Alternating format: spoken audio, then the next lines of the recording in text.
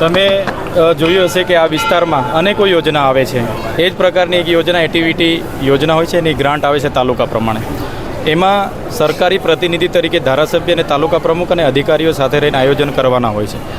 આ વખતના આયોજનમાં આ લોકોએ બજારના કેટલાક કોન્ટ્રાક્ટરો અને વેપારીઓને એમાં સમાવેશ કરવામાં આવ્યો, જેને લઈને અમારે બોલવાનું થયું. અને બોલાચાલી થયા બાદ ઝપાઝપી થઈ. એવી સામાન્ય બાબતમાં અમે અરજી પણ આપી પોલીસ સ્ટેશને 12:30 વાગે. છતાં એક ધારાસભ્યની અરજીને ગ્રાહ્ય ન રાખીને 2 વાગે મને એરેસ્ટ કરવામાં આવ્યા અને એ જ દિવસે રાતે 7 વાગે મારા પર FIR કરવામાં આવી. આ સાજિશમાં IPS અહીંના હતા જે તે વખતે એ અધિકારી અને કેટલાક નેતાઓનો આગોતરું આયોજન હતું ને એમાં મને ફસાવવામાં આવ્યું.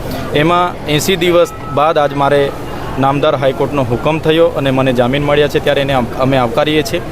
અને જે પ્રકારે એક વિપક્ષના ધારાસભ્યને દબાવવાની વાત છે, અવાજ દબાવી દઈને એને યેન કેન પ્રકારે હેરાન કરવાની વાત છે, ત્યારે આ માત્ર ચૈતર વસાવાનો અવાજ નથી, આ ગુજરાતની જનતાનો અવાજ છે. અમારા લોકોએ મત આપીને અમને ચૂંટેલા છે, ત્યારે એમનો અવાજ ક્યારે દબાશે નહીં. અને આવનારા દિવસોમાં પણ જ્યાં પણ જનતાની સાથે અન્યાય થશે તો અમે અમારી ટીમ સાથે ત્યાં ઉતરીશું. આ દરમિયાન મને અને મારા પરિવારને સહકાર આપનાર અમારા રાષ્ટ્રીય અધ્યક્ષ અરવિંદ કેજરીવાલજી, આમ આદમી પાર્ટીની તમામ ટીમ, પ્રદેશ પ્રમુખ ઈસુદાનજી અને સાથે સાથે સમાજના ધાર્મિક સંપ્રદાયના તમામ આગેવાનોએ અમારી સાથે ઊભા રહીને અમને સહકાર આપ્યો છે. એવા તમામ લોકો, વકીલો, પોલીસો જે પણ હશે એમનો હું આભાર માનું છું. આજે અમે અહીંયા મંદિરે આવ્યા છીએ. હું પ્રકૃતિને પ્રાર્થના કરું છું કે અહીંના લોકોએ જે મારા પર ભરોસો મૂક્યો છે એ ભરોસો અને વિશ્વાસ પર હું કાયમ ઉતરું, કામ કરું, એટલી મને શક્તિ આપે, એ જ પ્રાર્થના કરવા અમે આજે અહીંયા આવ્યા છીએ.